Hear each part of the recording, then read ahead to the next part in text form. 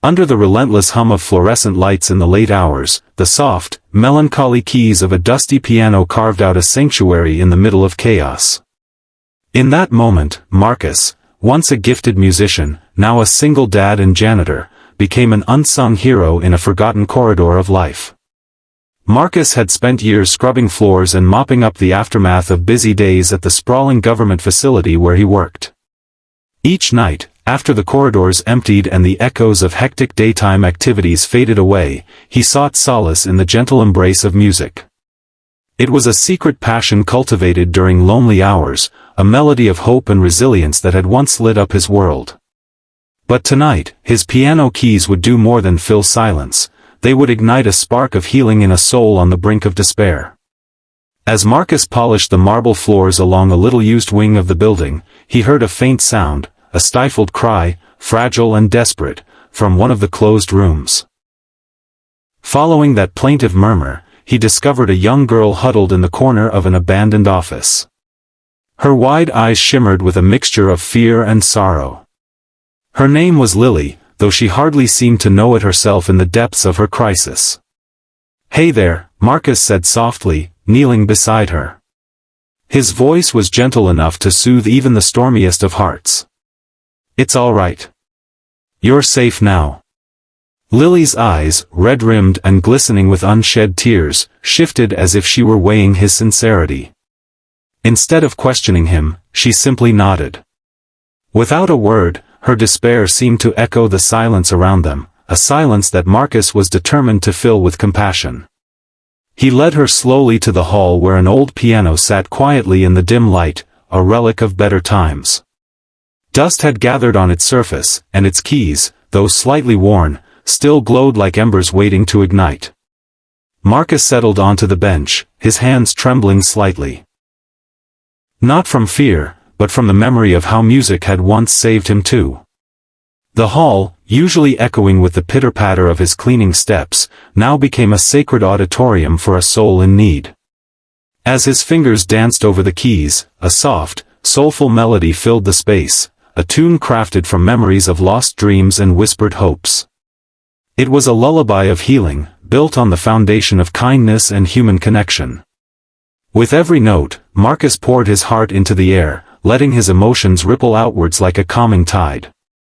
For Lily, every chord was a soothing balm that gently wrapped her in warmth, easing the burdens of her troubled thoughts.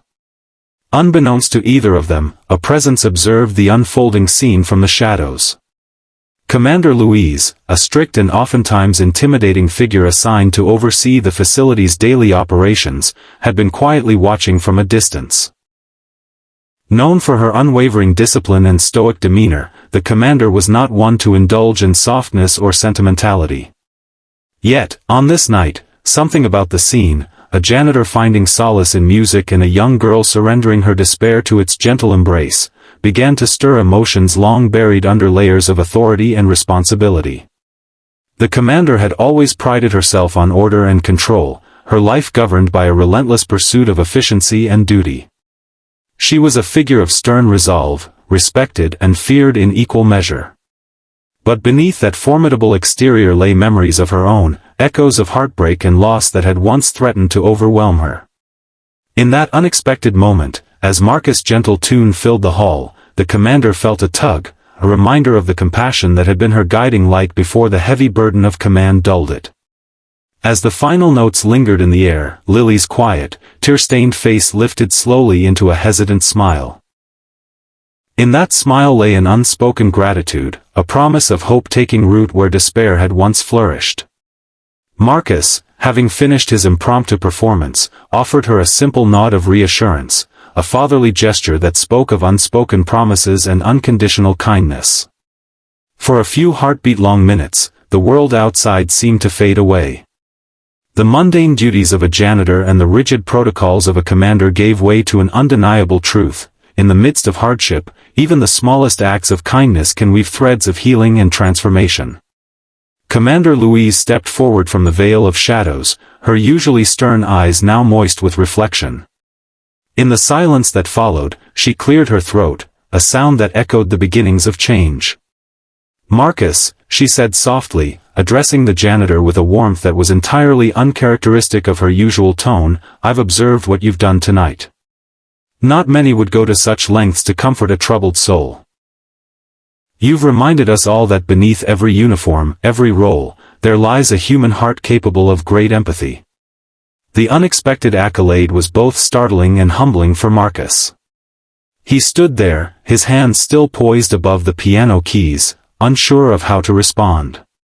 Yet, in that moment, it wasn't about recognition or accolades. It was about the simple truth that compassion, in its most unadorned form, creates ripple effects far beyond the immediate sphere of its influence. As weeks turned into months, the memory of that transformative night lingered in the hearts of everyone touched by its magic. Marcus continued to work diligently as a janitor, and each night, sometimes when no one was watching, he would return to the piano, a solitary ritual that served both as remembrance and as a